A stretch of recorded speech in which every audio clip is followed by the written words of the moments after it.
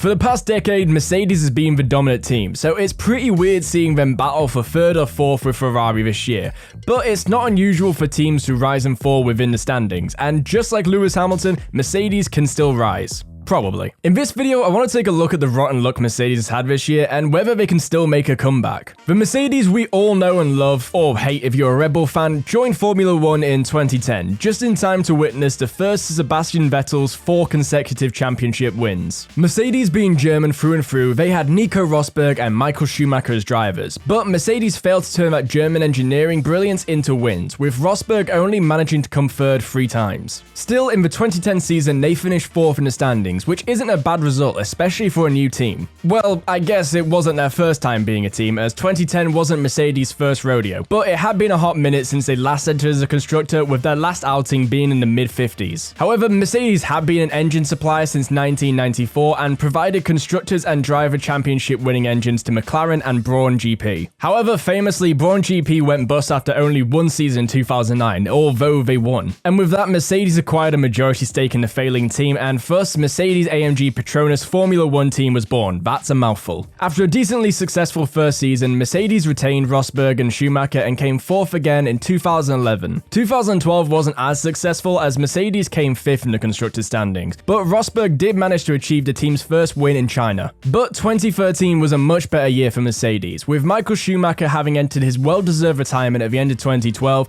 Mercedes then signed one-time world champion Lewis Hamilton and retained Nico Rosberg. And overall, they came 2nd in the standings, having overtaken Ferrari and McLaren, but they were still no match for Red Bull. Much like the current 2022 season, in the early 2010s, Red Bull was basically invincible, dominating the championship and races alike, and the other teams never really had a chance. And then the hybrid era started, namely the 2014 season brought with it one of the most significant rule changes in F1 history. The 2.4-litre V8 engine was now to be replaced by a new 1.6-litre turbocharged V6 engine that were now called power units. And in addition to the whole new power unit system, the cars now had a fuel flow limit of 100 kilos per hour. And the engine development was also controlled by a whole new point system to stop the teams from making too many improvements. And as an almost personal FU to Red Bull, the position of the exhaust outlet was also changed, so it's now angled upwards instead of downwards, making the use of blown diffusers to improve downforce extremely difficult.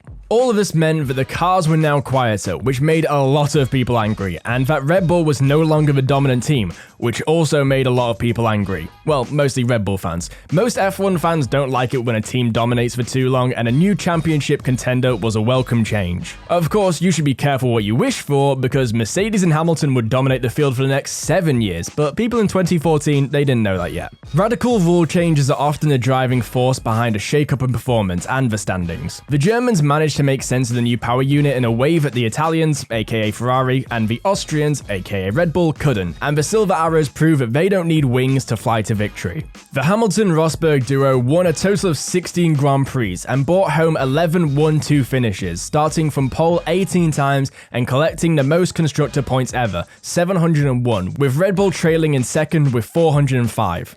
Needless to say, 2014 was a good year for Mercedes, in that the drivers were free to race without interference from team orders, if you can imagine that, and it was a pretty evenly matched fight throughout, but in the end, Hamilton ended up taking double points in Abu Dhabi. Yeah, you remember when the FIA tried to spice things up with double points? What a year.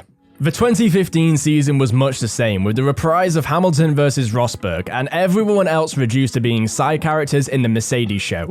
Mercedes won 16 of the 19 Grand Prix, finished 1, 2, and 11 races, and beat their own record for Constructor Championship points, getting 703. Mercedes was so dominant that after the 2015 Australian Grand Prix, which was the first race of the season that also ended with a Mercedes 1-2, Christian Horner called for an intervention, saying, "On today's evidence, we are set for a 2-horse race at every Grand Prix this season. When we were winning, and we were never winning with an advantage that Mercedes has, double diffusers were banned, exhausts were removed, flexible bodywork was banned, engine mapping was changed mid-season, everything was done to pull us back. That was not just us, it was done to McLaren and Williams in other years. Is it healthy to have a situation like this? The FIA within the rules have an equalization mechanism and it needs to be looked at."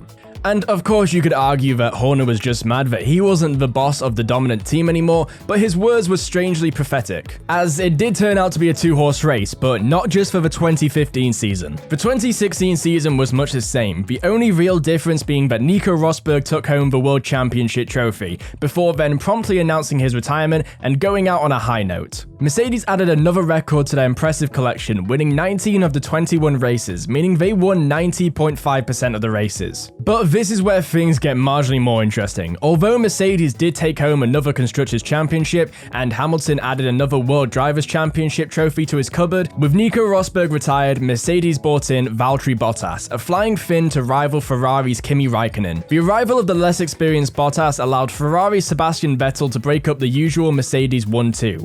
And that caused the podiums to look a little bit more interesting, although more often than not, whoever managed to find their way onto the podium usually found themselves filling in a silver arrow sandwich. Luckily, 2018 gave us the title fight between two different teams, and not only that, it was a title fight between two four-time world champions, Hamilton and Vettel. Of course, Hamilton ended up coming out on top, but Ferrari driver Vettel and Raikkonen rounded out the championship podium, and with Ferrari finishing second in the Constructors' standings with 571 points and Mercedes 655, it seemed like the days of true Mercedes dominance were over. Or were they? Because Mercedes was back on top form in 2019, beating their own point record once again by winning the Constructors' Championship by a whopping 739 points to Ferrari's 504. They did this with 9 1-2 finishes and 10 starts from pole. The Silver Arrows were once again fighting mainly each other, with Bottas severely hampered by team orders. And then 2020 was another record-breaking year for Mercedes. They became the only team to win 7 consecutive championships, breaking Ferrari's record of 6 from 1999 to 2004. Hamilton won his 7th championship, equaling Michael Schumacher's record, and the kicker, Mercedes stayed the only team to win the championship during the hybrid era. Luckily for Michael Schumacher and his championship record, 2021 signaled the beginning of the end for Mercedes' dominance. Of course, the Silver Arrows were still on podium more often than not, but their headline for the season was Red Bull versus Mercedes, with Verstappen and Hamilton battling it out and respective teammates Perez and Bottas reduced to supporting roles. And well, you know how this ends. Be it the newly introduced budget cap that clipped Mercedes' wings, or a little of Michael Massey's decisions to allow cars to unlap themselves during the last lap in Abu Dhabi,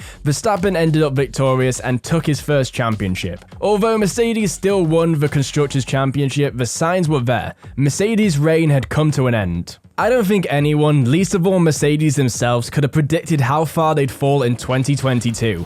Being more used to dominating the grid from Q1 to the very end of the race, the Mercedes were now battling it out with the Ferraris and the McLarens. The reason for this? Rule changes, of course. The 2022 spec brought with them more ground effects, which in turn brought out more porpoising or car bouncing, or as Lando Norris would call it, moving up and down, side and side like a roller coaster. I'm moving up and down, side to side like a roller coaster.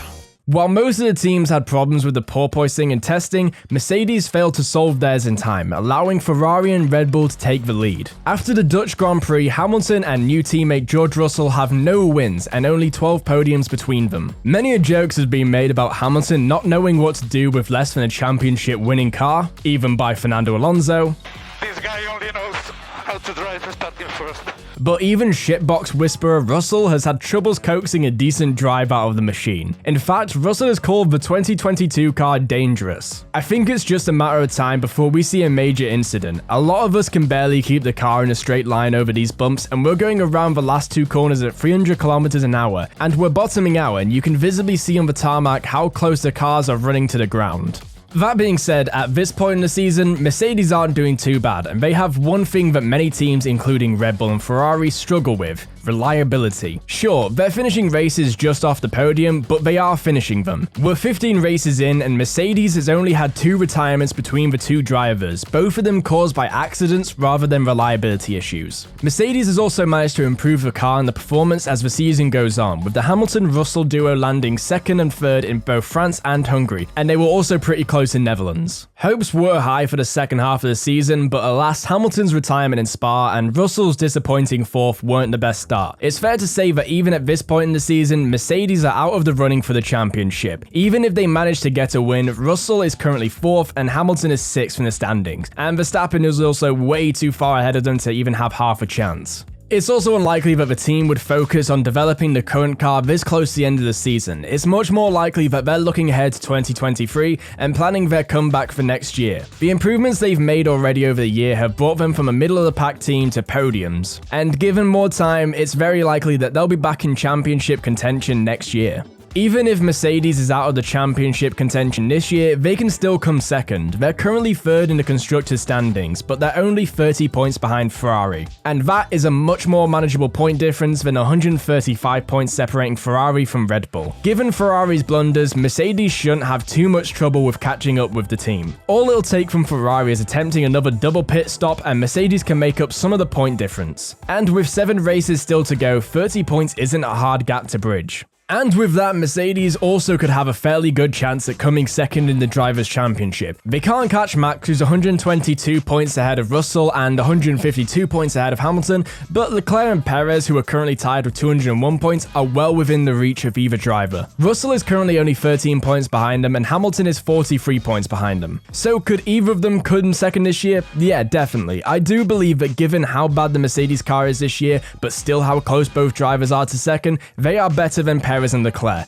And with both Mercedes drivers showing their face more and more frequently on the podium, they are catching up with points quickly. But to benefit them, the Ferrari and the Red Bull are still much better cars. So who is it more likely to be, Hamilton or Russell? Well, to everyone's surprise, Hamilton is trailing behind his teammate for the first time in years, and it seems unlikely that he could turn his current 6th into a 2nd. But out of him and Russell, he's undoubtedly the more experienced driver, and if he could actually challenge the other drivers instead of being challenged by his car, he'd give Leclerc, Perez, Sainz, and Russell a run for their money. So a silver arrow taking silver isn't out of the question, and we have just enough races left in the season for anything to happen, except for anyone to beat Verstappen at this point, let's be realistic. So to recap, Mercedes is out of the championship contention this year, but they have a shot at a second if they can fight off Ferrari, which they probably can because Ferrari. It's pretty likely that they've already set their sights on 2023 and are focusing on developing the new car, which is great for almost everyone involved, except Ferrari and Red Bull. A competitive Mercedes means a more exciting season, as the championship is more likely to change hands during the year, and with any luck, we might be seeing a truly interesting title fight like we did last year. As always, let me know what you think in the comments down below. Do you think Mercedes can make a comeback next year? And I'm also looking forward to reading all the comments that tell me I'm a Mercedes fanboy because I made a video on Mercedes. That's just how it goes. So to balance it out, next video we'll be talking about why Red Bull has been so good this year.